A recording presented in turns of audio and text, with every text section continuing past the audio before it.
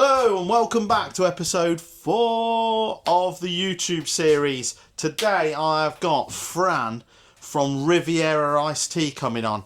She's based over in Newark, so not too far away from where we currently live, and she is smashing it out of the park with her own brand of iced tea. It is exceptional. I'm going to let her tell you all about it. We'll welcome her aboard any second. So put your hands together. Without further ado, here's Fran from Riviera Iced Tea.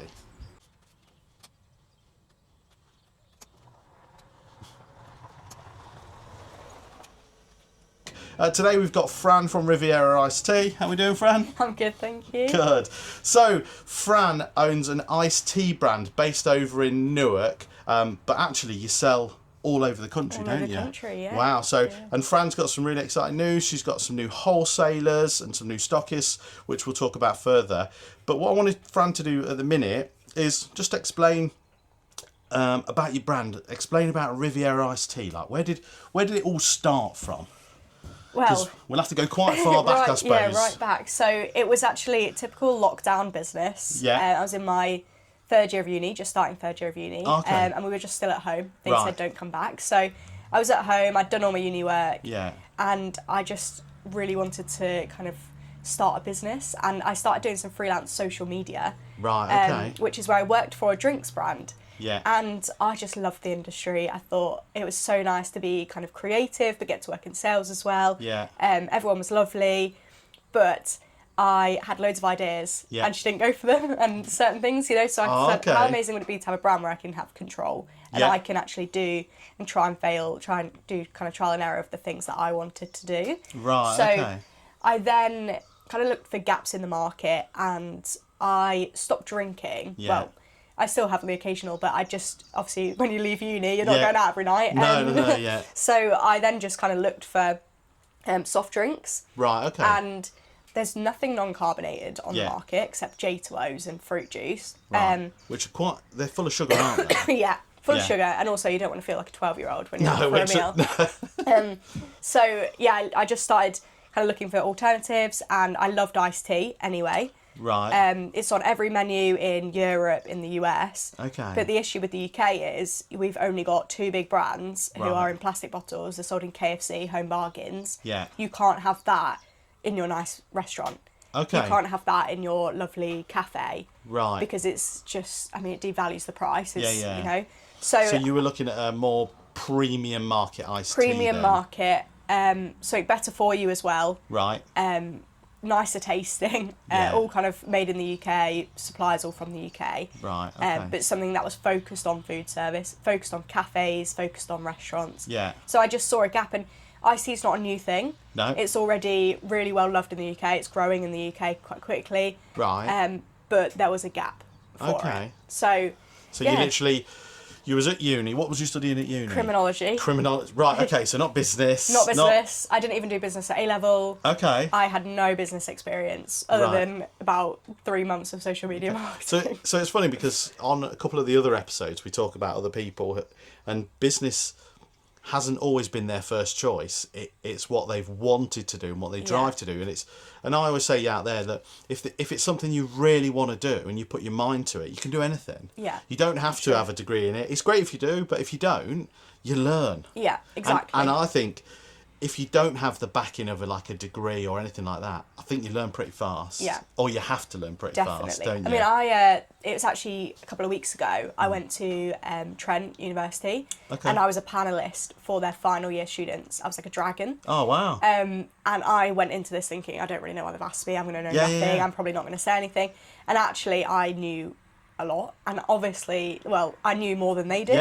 And I could give them kind of tips, I could critique them on certain things, and I thought, wow, these are final year students, they've just done a business degree and I know more. So that just shows how much you do learn in a couple of years of actually, having to learn, being thrown at the deep end. That's amazing. It made me feel better because I've always been quite insecure about the fact I haven't studied anything. Okay. But other than me having to occasionally Google a key term that I would have learned in a degree, I've not missed out. No, you haven't. And it definitely shouldn't be a barrier for anyone. That's amazing. So when did Riviera Iced Tea actually start? When did you purchase the domain name or open the Facebook account? When did you first go, do you know what? First I'm doing it. Was 2021. Right. So it was when we had the kind of second winter lockdown. Yeah, okay. You know, when it kind of all came back again. Yeah, so it was yeah. around that time when I started it. So it was early 2021, and then it took a year and a half to actually develop the product. Okay. So I launched in June 2022. And when you say develop the product, so did you, like, I'm naive to the drinks world and that sort of product.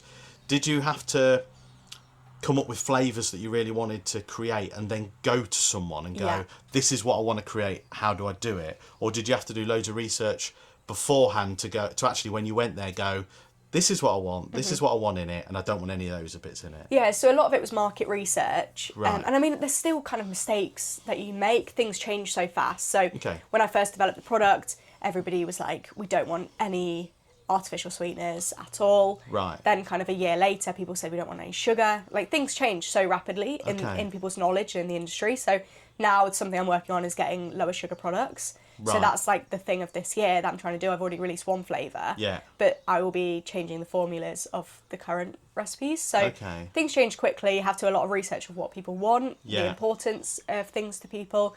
But I decided on my flavours. Yeah. And I went to a recipe developer. Yeah. And then we did a big tasting day. Okay. You know, we tweaked. There's hundreds of different types of flavours of peach. Yeah, yeah. So we had to do all of that.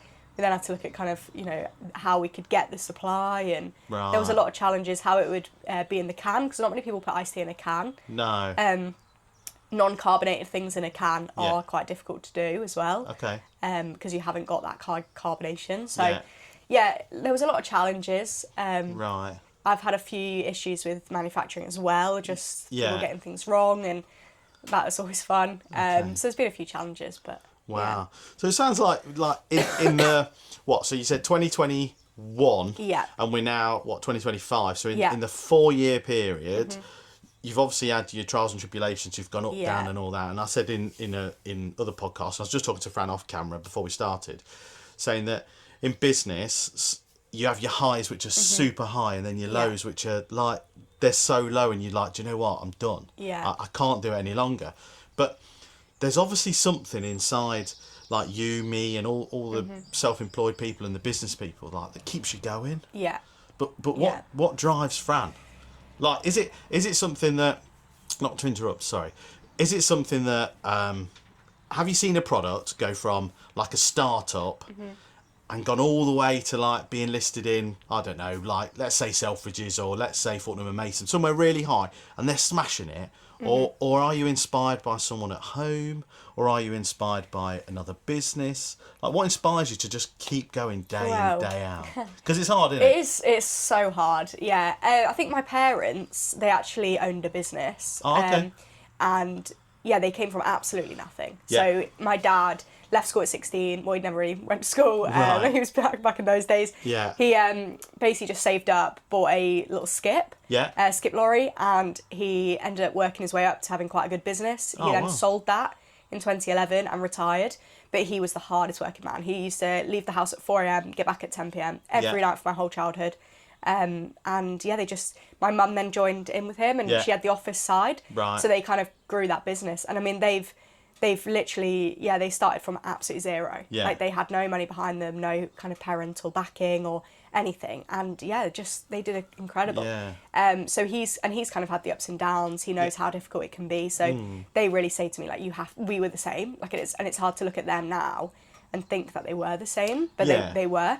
And they just say, like, if you keep going, you kind of create your own luck. Yeah. So my dad says, like, we were really lucky. Yeah. He came in at the right time, but then you help create that luck as well. I do think luck is very much a part of it. Yeah, and I for do sure. think that it's being the right place at the right time is definitely. definitely the way forward. Yeah. Not only that is, I think your grit and determination that other people see, that's what keeps me going. Is you know, like feedback or someone saying, oh, you know, your product tastes amazing, or you. Honestly, like, I can't thank people enough out there that do that. Like, anyone who leaves a review or anything. Oh, it feels amazing. You do a little happy dance inside, and it just keeps you going, doesn't it? Yeah. Because you might have had 10 bad emails, and it just takes one person to go, that's the best drink I've ever had. Yeah. And that's it. It sets your day up again. But it's great that you're inspired by your mum and dad, and it's great that they've done what they've done. So congratulations to them, because being inspired by your parents and having them like on your side, they're like you probably at the minute. They're probably like your biggest cheerleaders behind you, going, just keep going, just keep going. And I think in business it is hard and it is difficult. And if you can see a little bit of light at the end of the tunnel, like just one step ahead. That's all you need to look, isn't it? You don't. It is, yeah. If you keep looking too far, I always find as well, a lot of businesses do, is that they look so far away that they miss the journey that they're on. And it's all about the journey and the process. And I know you've got obviously all your socials, and on TikTok you're doing quite a lot about business on there, which is great, because I bet there's loads of people out there watching it, because you're doing the steps and showing people like this is a day in the life of what I do.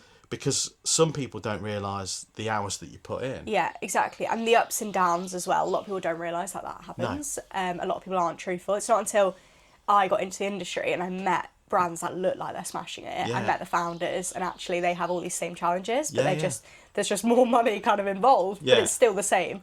It's there's smoke still and the mirrors. Negatives. That's all it is. And not enough people are honest about it.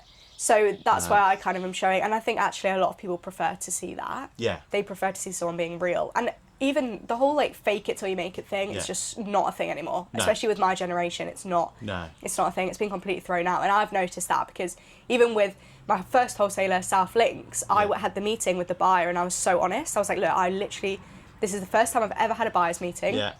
I've put together this pitch for you. I didn't really know what to include. I was so honest, and actually they respect that. Yeah. Because you're not lying. No. They know you're not going. You're going to put your kind of hard work into it. Yeah. Because it's kind of a first thing for you, and I never will understand people who. No. It's just not a thing anymore. I understand it back in the day, but but honesty is the best way. Yeah. Like, just be true. Like, we've done a couple of episodes now with other people, and I've always said, like, if I have a bad day, I don't mind telling people I've had a bad day. Yeah. If I go to an event, I've been to a couple of events recently or last year, where I was told that I was going to smash it because they'd sold so many tickets, and they didn't. Yeah. And I had a terrible day. Yeah. But I don't mind telling people that. Yeah, I'm the same. I never mind. Yeah. I just think, otherwise, there's people out there going, do you know what? He works 5 till 8, 3 or 4 days a week, and that's all he does. He opens hatch and he's killing it. But what they don't realise is, I'm not just here 5 till 8. Yeah. I'm making dough fresh in the morning at 6 o'clock in the morning. Yeah. I'm going to events where, actually, I was up all night making dough and I didn't sell anything. Yeah, and then you'll like waste. Yeah, and then you waste. And you're probably the same where, because I think back in when you first started, you were doing quite a lot of markets, weren't you? Yeah. So sometimes it can be quite demoralising when you're standing there. Yeah, and no one turns up because of the weather. That's the worst feeling. And it is hard, and it is struggles, and I think that's why we need to just be honest. And I think everyone out there who's got a brand, who's got a business, should be honest, open and honest, because that way other people buy from people, and they buy from honest people. Yeah. And if you're going to trick people into doing certain things, or like I said, smoke and mirrors, and we'll come on to one in a minute, because I was quite upset about it, actually, because I'd seen that another brand had actually had put out on social media that they were discontinuing a certain product. Now, we won't mention the other brands, and we won't mention there's other people jumping on that bandwagon, a deodorant company. Taking the mick, I reckon. Yeah, which I think that's so dishonest. It's awful. Right, and I think that'll end up becoming the boy who cried wolf. Yeah. Right, because what'll happen is they have got all this mass following, loads and loads of people. They're telling everyone that it's now not available, giving it so everyone's running out to the shops, they're purchasing it, and then they're switching it back on and going, only joking, it's back on. And that's dishonest. The worst thing about that particular one is their customers are very young. Yeah. The majority of their customers are between kind of 12 and 21, say. Right, okay. And they're influenced. For me, reading that, it was so obvious it was a lie. They're not going to discontinue their product that sells over 70% of their sales. They're not going to discontinue it. Okay. And also, it was obviously a marketing ploy to get up sales before the end of the quarter. Yeah. Like, do you know what I mean? Me and you could see that straight away. But young customers, don't always know that. No. They don't have the facts. They don't see that. I mean, genuinely, the hate I got after that. Yeah. Because I jumped on the train because iced tea was trending. Yeah. And I put a load of stuff out like, oh, they may be discontinuing, but we're here, kind of thing. And I got so many hate comments from people saying it's your fault. Like people trying to compete with them, and people saying we will never go to you. And it's difficult because anybody kind of my age or older knows that actually that brand was trying to trick you. Yeah. But the young customers believed it was they got the date wrong, and it was, you know, and it's difficult, but it's so dishonest. So going back, you said that you obviously got some hate comments. I hate keyboard warriors. If there's one thing in the world, I hate them. Like, but you've got to look at it on the flip side, as when they're typing away, and what they don't probably realise is, all the time they're typing away and putting a negative comment on your social media platform, etc. That's engagement. Yeah, boosted so it's boosting you up. For sure. So although, if you want to type away, right, and leave negative comments, that's fine, because actually it boosts the engagement, and Instagram, Facebook and all the others just boost you up the pile, so you get seen by more people. So, but why do it? Like, that's my biggest question to anyone out there is, why sit behind a keyboard and type a negative...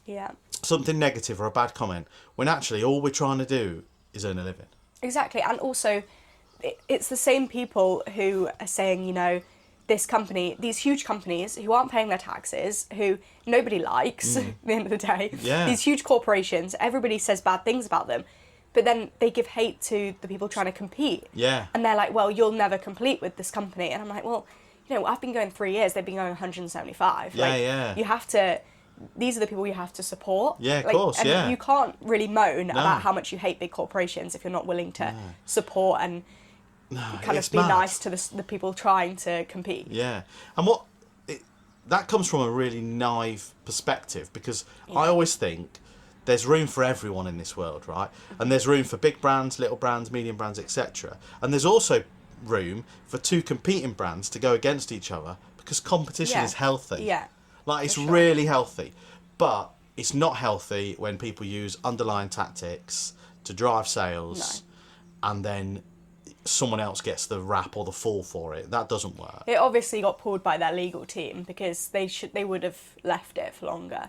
It got retracted within 20 hours, I think it was. Oh, really? It got retracted. So it was posted at 6 p.m. and it got retracted at 12 p.m. the next day. Wow. You would have, if it was a sales, which it obviously was, they would have left it a bit longer to create more hype and boost sales. Well, it's false advertising, isn't it? It's got to be illegal. It's false advertising. 100% false advertising. Can't be right. Anyway, you haters out there. Over. Yeah. Back to Riviera, right. So, you started the business based upon Mediterranean summers, wanted a non-carbonated drink that tasted really good, that wasn't like a little kid's drink, that you could have in a restaurant or a cafe, that wasn't in a bottle. Was that a big thing about you, like not going in a bottle to a can, or was that your USP? Like, you wanted to stand out from the crowd? It was, and it was to make it a bit more premium as well. So it's in like a sleek 250ml can, which is the kind of nicer looking ones, rather than a plastic bottle. Obviously, you can't...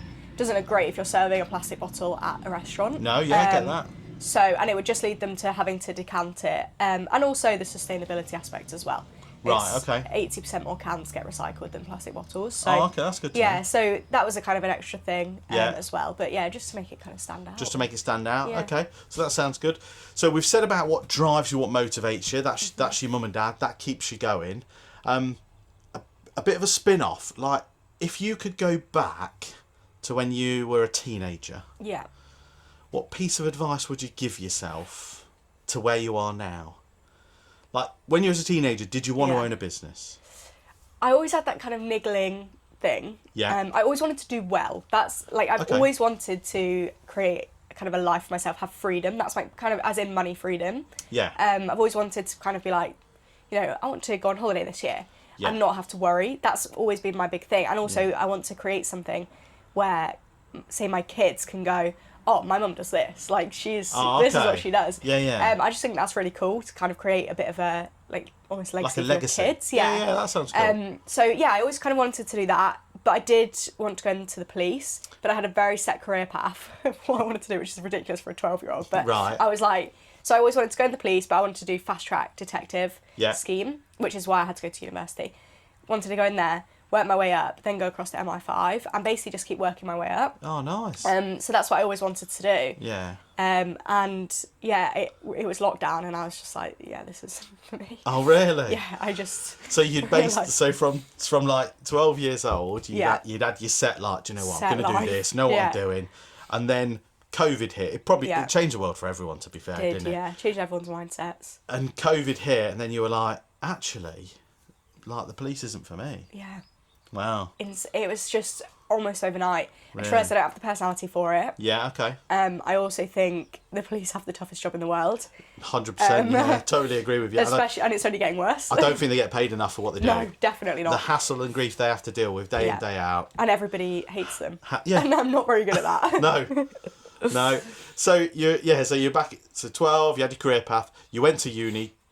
Criminology was one of the things that you had to do in order to get into the fast track. Yeah, so it was like a kind of graduate scheme. So cool. I had to have a degree. So did you finish your criminology degree? I did, just because I was already going into third year, so I might as well, I paid this much, I might as well finish it. Yeah. But I should never have gone to uni. Okay. Knowing what I know now. I mean, within halfway through first year, I knew this wasn't for me. Not, as in I still wanted to go in the police. Yeah. But just uni. Just uni itself. Wasn't for me.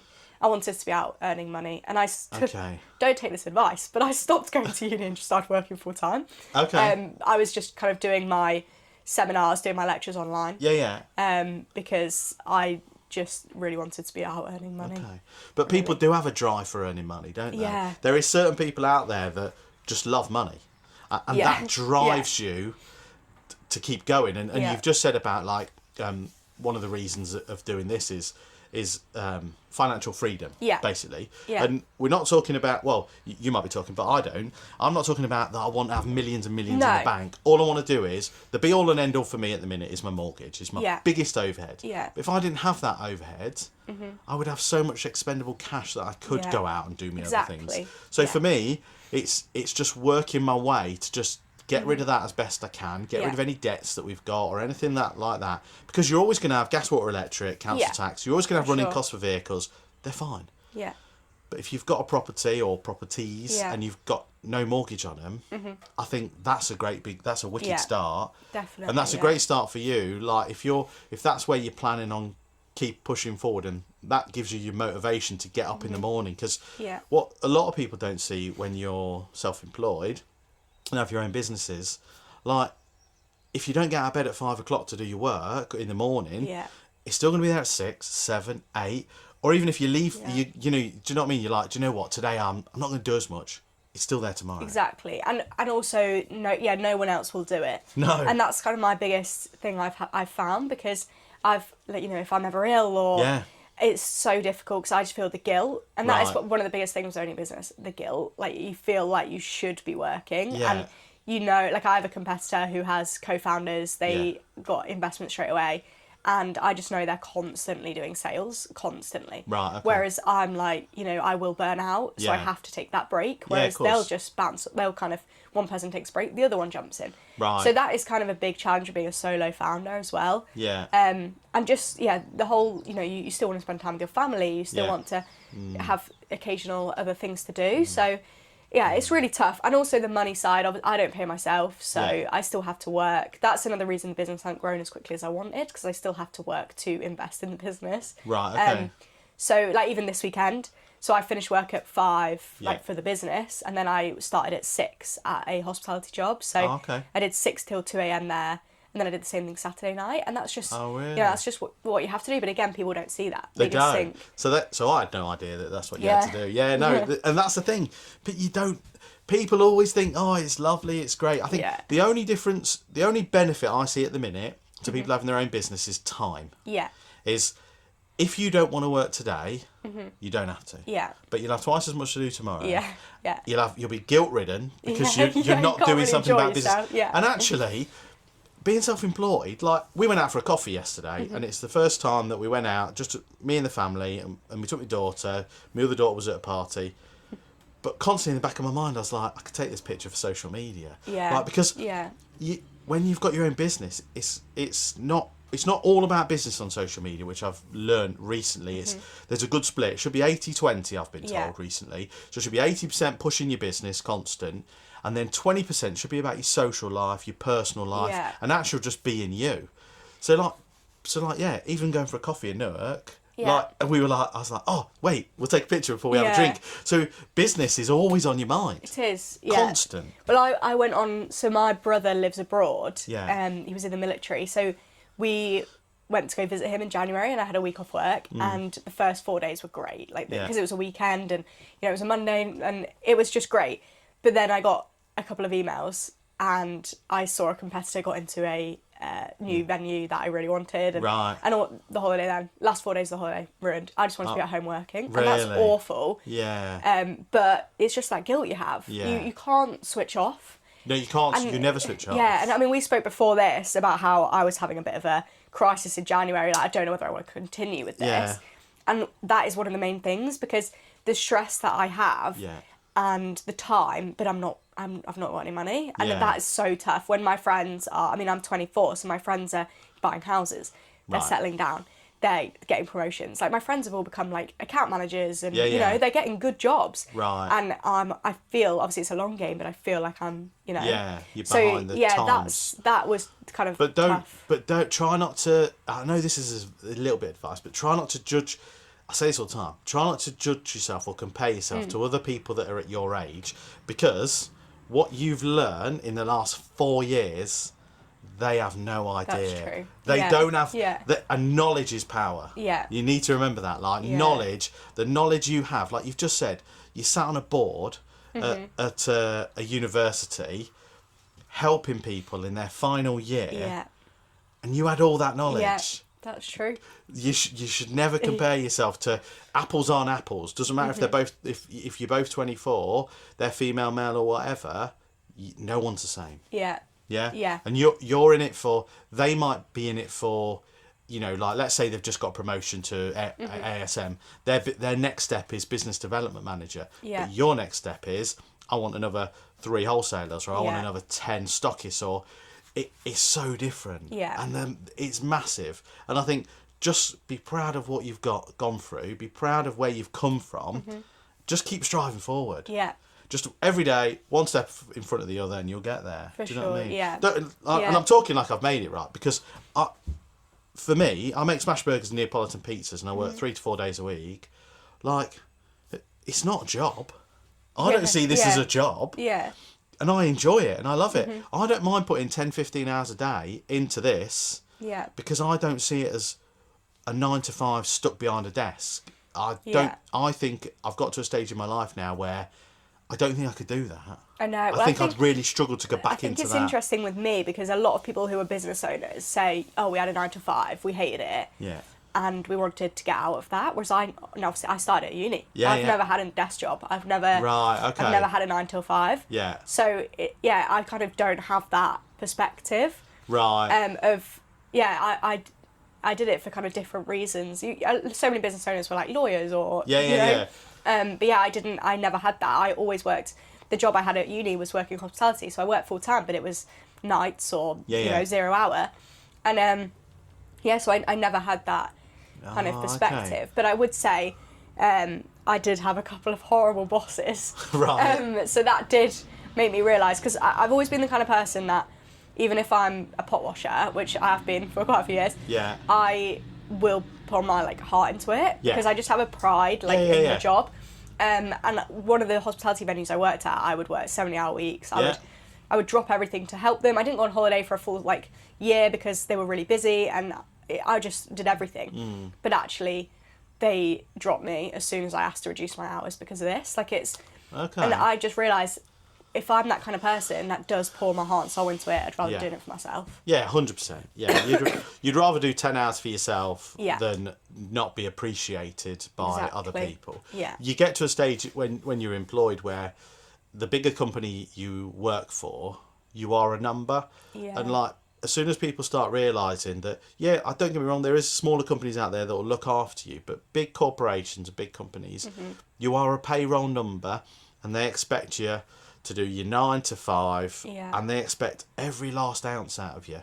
Where here you have, like I said before, you have the freedom and flexibility to come and go as you please, do what you need to, but you've got to take the rough with the smooth, and you've got to just keep putting that, you know what I mean, putting your big girl's pants on or big boy's pants on and just keep smashing every day. Because that's the hardest thing is, once you've hit a brick wall, even with sales, I've been in sales for a long time, you'll have it, you'll probably ring 100 people, and 99 will say no. And it's hard. Sales is a very tough job. To keep picking that phone up, it's really, really hard. And it's really difficult. But honestly, the next phone call you make, it could be your winner. That's the thing. And I feel like what we were saying before, I felt like nothing was coming off for a while. But actually, you just have to keep going, and something will occasionally, and something did for me. And it's almost, you've just got to put yourself out there enough, because probability, one will stick. It will, there's a terminology like the more mud you throw, the more that'll stick. And that's all. Sales is very much a numbers game. That's all sales is. It's a numbers game and being in the right place at the right time. That's all sales is. If you've got the gift of the gab and you can talk to people, especially like yourself, that you're so passionate about your own brand, that becomes really easy to talk about. So it's not the hard sell. And I've always said this, and I've said this in previous jobs, and I've said this in my last job, is if you're a hard salesperson who's pushing, you'll get knocked back so many times. But if you're an easy, go-lucky person that can talk about your product and the benefits that's going to have to their business, rather than going, you need this, you can go, you need this because X, Y, and Z. And that kind of ties in with the not faking it till you make it thing. Because it's like when I do sales drives, I don't email anymore. I walk in and I ask to speak to a manager. And that is when I get the best results, because I'm actually just speaking to them. They put a face to the name. They then reply to your emails because they've met you. You know, and you can actually tell them, you know, I'm a local, like, young business owner, and people prefer, they're more willing to support that than a random email with no face or no connection. I think email is dying. It is. A big death. Because like you said, it'll go into your inbox and it'll be I don't know, sales pitch or whatever, and the last thing you want, you don't even read it. You just see the subject line and it's it's gone, isn't it? And you've probably not wasted, because it's all advertisement, it's all trying to get your name out there, but you can waste a lot of time. Like back in the old sales jobs that I've had before, is knocking on doors is way better. Is way better. Target a specific area and just smash that area, and then revisit with a call or an email later on. But they say, do you know, it takes up to 9 times to contact someone just to get a product over the line. What I've noticed is people, and I noticed this with my wholesaler that I got recently, they don't want you till they want you. And even if it's the same product. So you can get rejected, 6 weeks later, they might accept you because now's the right time. And they ignored me. They ignored so many emails because they're so busy. And then all of a sudden I got a reply about 4 months after I'd given up saying, we're going to take you. Like, you know, it's they want you when they want you and when they see a gap and when it's their timeline. So you can't always be disheartened by a no, because it will change to a yes. It will. Hopefully. It will. You'll get there. Whoever starts your own business or anything, just think one step ahead, one step in front of the other. You will get there. Just keep going. That's all it is, isn't it? We just got to keep going. So plans for 2025, like. What's the plan for Riviera Iced Tea in 2025? Is there a particular... Obviously, don't say names on there just in case competitors watch or anything, but is there a particular place you'd like to see Riviera Iced Tea? Is there... What do you want to do? Do you want 10 more stockists? Do you want 3 more national wholesalers? Like, where do you see Riviera Iced Tea? I would love another national wholesaler. Probably not feasible this year now. But I would just like to increase stockists. So we're about 250 now. I'd like to increase that by another 100, if possible. Which I don't think is too crazy. No. But the main thing for me is brand awareness. I would really like to increase the socials, just increase people knowing about the brand. And that's something I've been working on since October. And just, because in turn, that helps in every other aspect. Social media is huge. The amount of opportunities I get through social media is it's crazy, and I've only got 2,500 followers, but I get so many. I could post saying, oh, I really want to get stockists in the Cotswolds. Someone will message me saying, I own a cafe in the Cotswolds. Oh, really? And I That's think no one's amazing. seen it, but it just pushes it out to the right people. Yeah. And people have, I'm talking face to face, they know who I am. Yeah, that's it, yeah. It's been incredible. So if I can increase that, it is another sales avenue. It is. Without any social media now, unless they're an established old school business, plumbers, electricians, etc., that go on word of mouth, a brand certainly, without social media, I don't think you could even make it. No, I don't think you'd have a chance at all. Because even that social proof, like I have a lot of videos that are people trying it. Yeah. So a buyer can look at that and be like, oh, well, we've just seen 20 people say it's the best iced tea they've ever had. Yeah, yeah. You know, like it helps. Yeah. And other people then will say, oh, I want to try that if they're saying how good it is. That's you it, know? yeah. And then that's when it becomes word of mouth. Yeah. Because so-and-so's tried it, so-and-so's tried it. And then Yeah. that's when you almost want like, I don't know, do you have drinks bloggers or do you have product reviewers in your game? So we have like food bloggers that come here. And it's almost getting one of those to pick it up and, what do you call it when they like...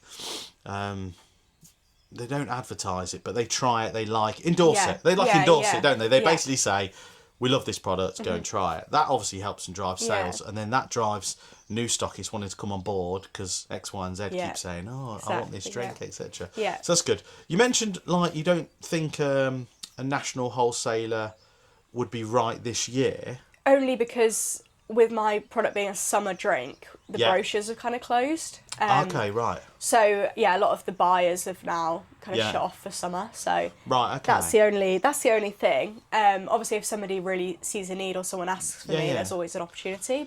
And would you see? Obviously, iced tea is a summer drink. Is it drunk in winter? Yeah, so I do retain my stockists, but it kind of goes down by like 70% the sales. Wow. So it's a lot. I'll kind of do it a quarter what I do in a month in the summer, in winter. Right, okay. Like it's a big change just because people drink hot drinks. Cafes don't do as well. Yeah. I mean, it's been really noticeable this January. And I've got lots of other avenues now. I sell in offices, I sell, you know. So, and I do a lot online. So that's kind of meant that I've had a really good quarter. But my cafes... it's been really tough for them. Yeah, it has been hard. Hospitality's been hit really hard. I can notice that because they're ordering less iced tea. Okay. And whenever I deliver to them, it's only getting tougher for them as well. What about are you stocked in like bars and pubs and clubs and? Yeah, so we're in cocktail bars, some that kind sort of of thing. event venues. Right. We're in hotels. Okay. Occasional pubs as well. Yeah. Because that's an offset to having a still drink, isn't it? Like, so you ticks can the boxes. Yeah, so it fits. And if you've got like a designated driver, etc., that doesn't want like a plain old water or a fizzy drink, it's non-carbonated. Yeah. It's good for you, and it's a different flavour that people don't have. I think the thing that I've found tough is, and not to be like stereotypical, but the people who own pubs tend to be kind of middle-aged men. Okay. And they don't always see the value in it. Whereas if I know kind of more often than not, if I walk in somewhere, it's going to fit because the decision maker will like it and they'll see the value in it. And I mean, the good, especially our raspberry mint, if you dress it up, if you put ice and garnish, it's like having a mocktail. Yeah. You know, and you can get the price with that, and it ticks all the boxes. It's non-carbonated and it does really well. But it's just getting people to see the value in it because it's not been done. People you don't normally find or not a thing. It's very different if you're going and saying, oh, we have a Coca-Cola, but we're a small indie brand. They can say, oh, okay, well, it tastes the same, we'll just swap you out because it's nice to support local. Of course. Whereas this is me going in and saying, you should really stock our iced tea. They're going to go, well, we've never had iced tea before. You know? Okay. It's about selling the benefits of that product. Yeah. To somebody who probably wouldn't normally drink it. Like we said a minute ago on the video, it's about educating people around your product and what it can be used for. Yeah. So it's not the hard sell, it's the education and the benefits to that business of what you and your product can do. Yeah, and I have actually got a really cool pub that I've just got owned by a celebrity. So nice. That will hopefully, I can say, most people are like, oh yeah, so I can hopefully use that as a bit of an educational point as well. They're selling it. So. Oh, that's good. Yeah. So do you do on your socials? I've not been through all of them. Mm-hmm. Have you done a video or a post where you can spice up your raspberry and mint and make it into a mocktail? Yeah, so I do kind of a lot of like non-alcoholic cocktail recipes Yeah, yeah. or even alcohol. It does work as a mixer, so I do quite a lot of that as well. Oh, because I was going to ask you about this, right? Sorry to interrupt. Because I've got on here on my questions, like, could you collab with like another new big brand of alcohol? Yeah. Like, does it work? Yeah, so it's a really nice mixer. So I'm in talks with someone at the moment who owns a gin brand. Oh, cool. Because, again, a lot of people don't like fizzy drinks. And Yeah. all you put in your gin is tonic and lemonade. Yeah. So it's really nice. And obviously the different flavours work really well. You can do stuff with vodka. Yeah. I like doing a mojito with the raspberry and mint. You know, a Nice, raspberry yeah. mojito. Yeah. You just add a bit of rum. So, yeah, there's Because loads it becomes a of things. still alcoholic Yeah. beverage then, rather than it being fizzy, Which obviously bloated, is and that sort of quite thing. rare. Like, well, I mean, unless you have kind of a vodka cranberry or something. There's Yeah, not really it's that. really rare, isn't Yeah. it? Because I got on my list here. Do you follow AU Vodka? Yeah. Because they've Yeah. like smashing it, aren't they? Yeah, in a minute? they're and huge, and yeah. they've got loads of different flavours of vodka, and they've just built a new factory like down in Swansea way. Yeah. And I was thinking, I wonder if you could collab with Yeah. like a big brand that Yeah. you're now offering a still alcoholic drink that's still got all the great flavour. I was looking into that for like markets actually, seeing Yeah. if we could do like hampers and Oh, stuff. nice, yeah, putting, you know, if you did like a nice little gin thing, Yeah. like, you know, a nice present and things like that. So yeah, I'm looking into that. Oh no, It that would be sounds really nice. cool. Yeah. No, that sounds really good. So, your goal is you want 100 stockists. Yes, this year, and increase brand awareness. Increase brand awareness. So Yeah. I'm going to hold you to that because Yeah. we're going to come back Yeah. in a year's time or by the end of the year, and we'll see how you've got Yeah. on. Just keep smashing it. I promise you, you'll get there. If someone was starting a business from scratch, like today, tomorrow, or next week, Yeah. what's the one piece of advice you could give them? Oh, easy. I would say start documenting it straight away on Okay. social media. The products arriving, the issues, the errors. Yeah. Start documenting it straight away. I wish I'd done it from the start. Really? It's so valuable, yeah, and it's so easy to just take your camera along with you. Yeah. And it's incredible, and people love to be part of the journey. Right. And actually, something people probably would have heard of more is Deliciously Ella, a pretty big brand now, Yeah. and she started documenting from literally her kitchen table. Oh, okay. And before she'd even launched, she had like 12,000 followers or something. Really? I think it was Deliciously Ella. But yeah, they already had an incredible base. Wow. And it was just because they were saying 'Cause she's she got a load of documented. mums kind Yeah. of following her and documenting it, and it was just what a way to start. Wow.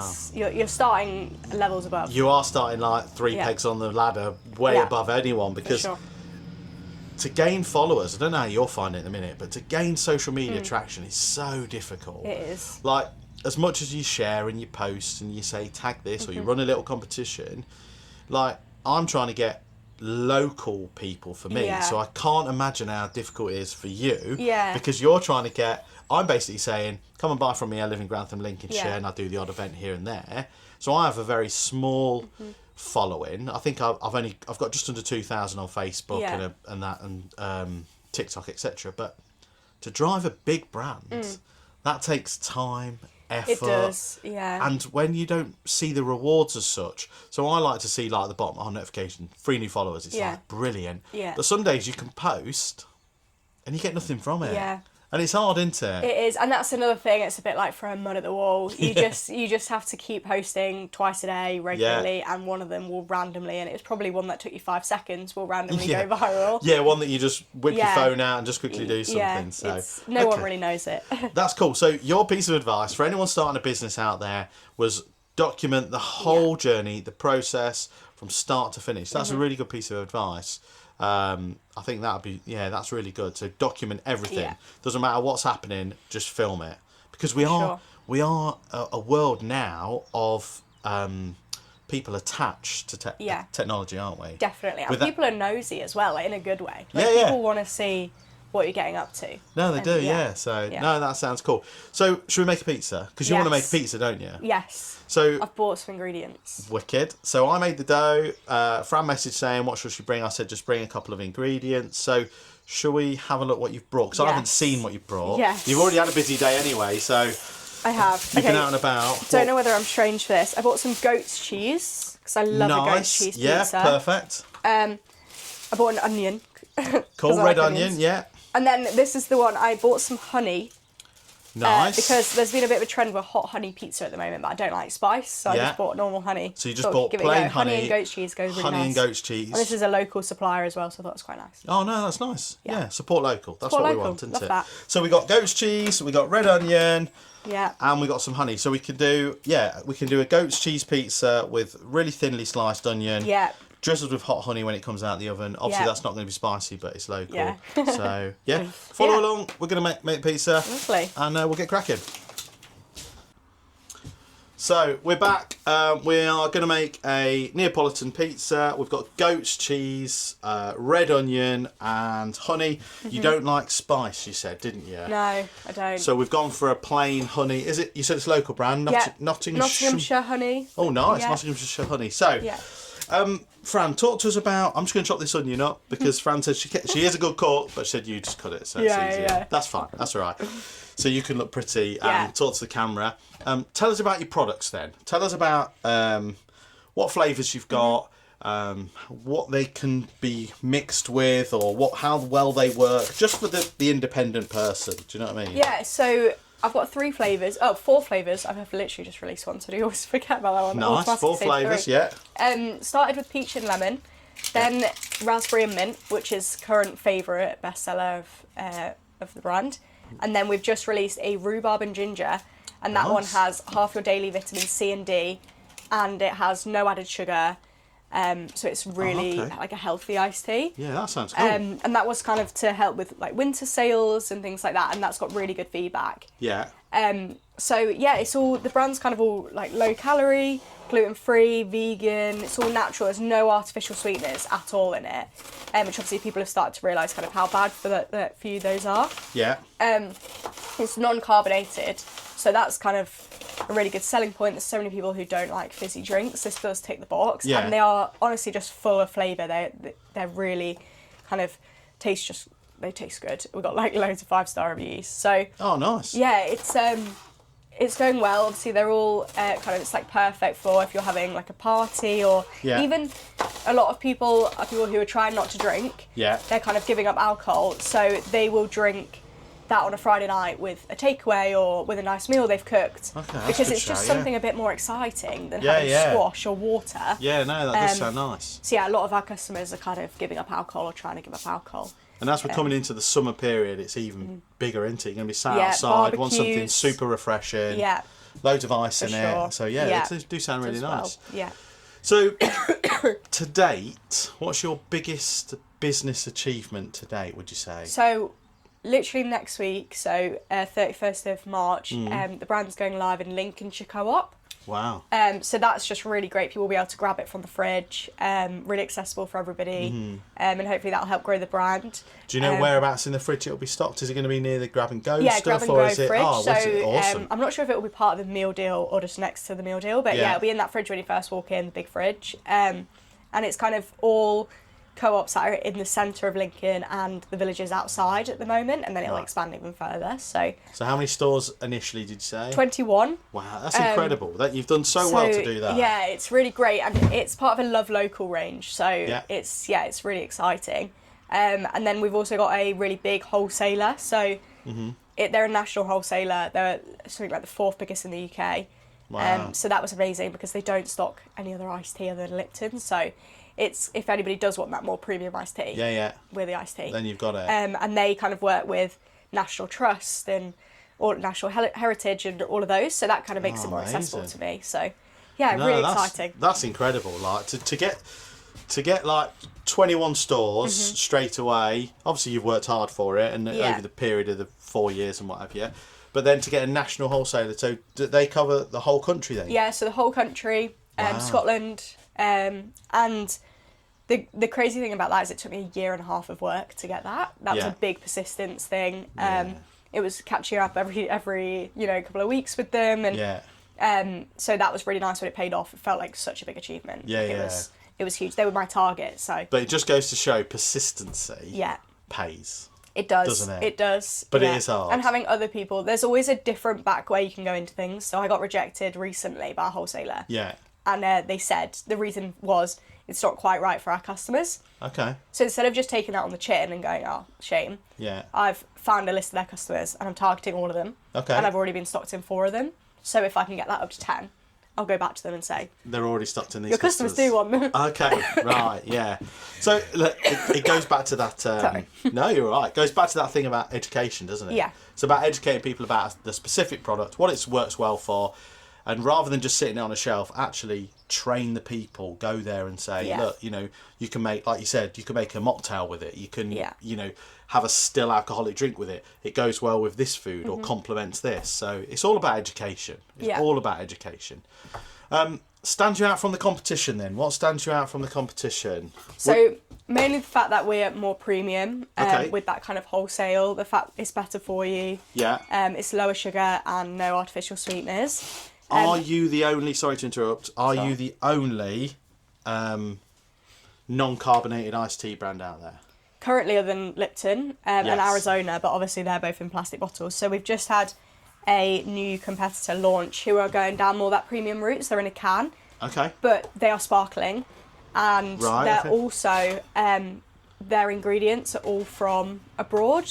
So they're from kind of India, Sri Lanka. Yeah. Whereas I really wanted to create something that was all British suppliers to kind of give it that really like local feel. Local so is kind of brand. Yours is, it was designed in Britain. Yeah. Manufactured in Britain. Yeah. Ingredients, all British. Everything is British. Everything down to our packaging, everything, they're all produced in the UK. And it's all the UK. That's incredible. Yeah. And a lot of people like that. We get a lot of kind of customers to do with that. No, I bet you do, because a lot of people love that. Yeah, they love that kind of thing. Don't they? Oh no, honestly, you're doing so well. You are doing so well. So, right, we're going to make a pizza. I don't know have you ever made a pizza before? No, not like this. Okay, so roll your sleeves up if you want. You don't have to get dirty if you don't want. It's fine. Right. So all you need to do is, I made dough fresh this morning. I've just plonked it on the side. All you need to do is just get your hands so they're just like half cooked, and literally just start turning it so it makes like a little ball shape, like so. Yeah. Right. Now this is the easy bit. Good. Get your fingers. You can either use these 2 fingers or just these fingers here, and you're just going to go around as if you're making a crust. So can you see like this? Cool. Perfect. Yeah, it's cool. It's wicked. There you go. Now this is a big air bubble. We want to push it out towards the crust, so you just get all 4 fingers and just push down and push out. All right. There you go. So we're just smashing out a pizza, and it still retained its shape. So now it wants to be about the size of your hand. If you can get it to about the size of your hand, stretch it out. That's it, perfect. So just give it a turn with your wrist, and you'll see it will just slowly start to grow in size. Yeah? Now all you do is tip it onto your hand. Other way, go the other way. That way. Okay. Yeah, that's it, that way. Lift it up. Put your fists underneath it as if you're going to do some boxing, and then you just slowly stretch it out. Slowly stretch it out. Okay? Don't worry if it doesn't stretch out too much, because we can stretch it when it goes on the peel. There you go. Perfect. Oh. See? I feel like my hand's smaller than It's alright. That's okay. That's alright. So we've talked about biggest business achievement. We've talked about your plans for 2025. The love for iced tea came from your Mediterranean summers and everything. Yeah. Like, have you got any other flavours in the pipeline? Is there anything you'd like to create, or are we going to just try and push? Not we, you. It's your business. Are we going to try and push this new one? So hopefully it'll drag some sales through the winter. So it's not just a summer drink. So that kind of ticks the like winter thing, and then I want to really create that no added sugar. The no added sugar thing. Yeah, right. So just to make the next ones a little bit kind of healthier again. Yeah. So yeah, it'll be refining the flavours we already have. Yeah. Is the kind of next thing. Cool. So bringing out a no added sugar version of the peach, say. No, that sounds great. That sounds great. So best place you've seen Riviera Iced Tea. Have you seen it somewhere and gone, do you know what? I killed it. I've got it in there. Or have you... It can be anything. It can be you've taken a picture of Riviera Iced Tea on the Shard, or... Yeah. Do you know what I mean? Like, have you taken your product somewhere and took a decent picture, or for social media, or is it stocked in somewhere where you go, do you know what, that was something I've been trying to get for ages? I think it will be Lincolnshire Co-op, but today we're in cafes that are in the train stations in London. Nice. So it's at like Paddington, places like that. Yeah. And I've got a train into there before, and I saw people coming out the store drinking it with the can. With like they just bought the can, and that is amazing. Like, that must be incredible. It's the best feeling in the world to see someone else drinking your product. Yeah, they have no idea who I am. No. But also, I get a really great feeling from people commenting. Like, people will reach out on social media. They'll comment on my post saying, "Oh my god, I literally bought one the other day. Like, when I was just in this place, I was in a cafe, and me and my mum had one, and I didn't realise it was kind of owned by a young girl, and and it's just such a great feeling that people are kind of buying it and liking it. Yeah. Especially, but when you see it in like the wild, it's really cool. It's amazing, isn't it? To see I can't imagine the feeling that when you just get off your train, you're walking down, and you go, someone's drinking my drink. That's my drink. Yeah, that's my drink. They have no idea. They have no idea who I am. Did you stop them? Did you stop them? No, I should have done. You should have told. I get a bit nervous. I just think these people are going to think I'm weird. They won't, because honestly, honesty is the best policy, and people love people. They'd have loved to have met the founder. I know. Do you know what I mean? Yeah. Especially a young female founder like London. That would be cool. That would be so cool. Yeah. So, right, we've got tomato base. So, do you like tomato base? Yeah. Yeah, so do you want to do it? Sure. Yeah, so just plonk a bit in the middle, not too much. Yeah? Is that not enough? That's perfect. Yeah, we'll start off and then just round and round and round. That's it. Ideally, you don't want it on the crusts if you can, but it doesn't matter. Who cares? I'm not coordinated, obviously. It's fine. Let me just grab this lid so I can close this off. Yeah, so we're making a goat's cheese, red onion, and honey pizza, which we're looking forward to. Right, done that? Yeah. Are you going to just go for... Here, there's some blue roll there to wipe your hands. Are you going to go for just goat's cheese on it, or do you want a bit of mozzarella on it as well? Mozzarella. You want a bit of mozzarella? Yeah. Let's just go in this fridge then and see if I can dig It's out. the like normal cheese, the base cheese. Yeah, we'll just and then we'll flour it up with a bit of. Here we go. So we've got some mozzarella.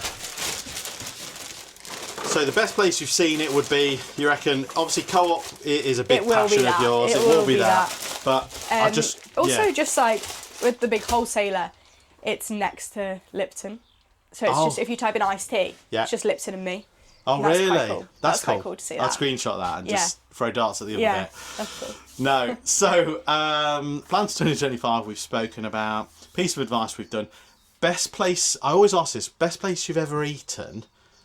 Because normally we'd try and turn it into best place you've seen you can and had a drink. Yeah. But you're growing, aren't you? Yeah. So where would you say the best place you've ever eaten is? In that, it could be the UK, it could be the world. What's the best place you've ever eaten? And would you see your product in that place? Or could you see your product in that place?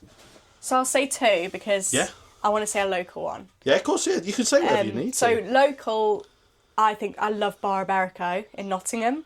Right, That's a really good kind of tapas place. I love tapas. I love Asian tapas as well. Like I love that kind of thing. I love ordering loads. I'm so greedy with food. I like to order everything on the menu. Are you a foodie? You like food? Such a foodie. I love food. Okay. Like I've always been a massive foodie. I love going to new restaurants. Yeah. I like trying new things. Okay. Yeah, such a foodie. But then abroad, I would say, and it was really recent. What's the name of it? You're gonna have to cut this bit out because I can't remember the name. That's okay. No. It was like an Asian fusion place in Abu Dhabi. Right. They're all over like Dubai and Abu Dhabi. Yeah. But it was amazing. Wow. And it was all like super. It was super fresh. Yeah. Asia it's called. That should have been easy to remember. And I did think it's kind of all over TikTok, and I thought it might be just one of these that's a bit overhyped. Right. Okay. But I went and I did the tasting menu. Yeah. And it was incredible. All the food was so fresh. Yeah. It was stuff that you just would have never thought. Like there was sweet potato, but the flavours on it. Really? Oh, it was. Yeah. Okay. I couldn't believe it. I went away like that. It was the best. Really? Meal. Yeah. And I'm fussy. So obviously, what about your products in Abu Dhabi? Can you get them over there? That would be amazing, and it would do well over there because they see the value in iced tea. They have iced tea on menus. They do. Yeah. Wow. So watch this space. Yeah, You just never know. So Abu Dhabi, Asia. And then what was the place in Nottingham? Bar in Nottingham. Bar Iberico. Yeah. And that's more tapas. Tapas. Small dishes, yeah, but lots. It would be good in there. Really? My iced tea would be good in there. Is it in there yet? It's not.